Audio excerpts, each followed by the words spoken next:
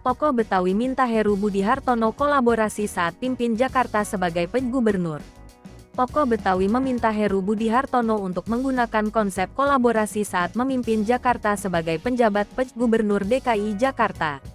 Konsep ini yang digunakan Gubernur DKI Jakarta Anies Baswedan saat memimpin ibu kota selama 5 tahun, sampai tanggal 16 Oktober tahun 2022.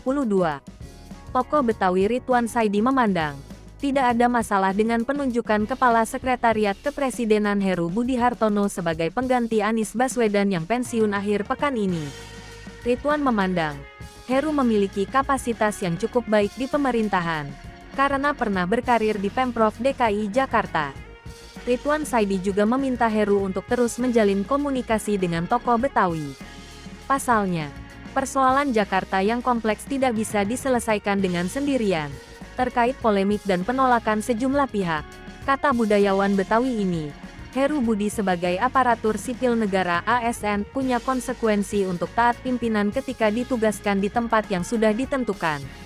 Sementara itu anggota Dewan Perwakilan Daerah DPD RI Daerah Pemilihan Dapil DKI Jakarta, Silviana Murni menyampaikan, bahwa Heru Budi adalah bagian tidak terpisahkan dari Pemprov DKI Jakarta. Artinya, Heru sangat paham dan persoalan yang ada di ibu kota. Seperti diketahui Kepala Sekretariat Presiden Heru Budi Hartono, telah ditetapkan jadi penjabat Gubernur DKI Jakarta.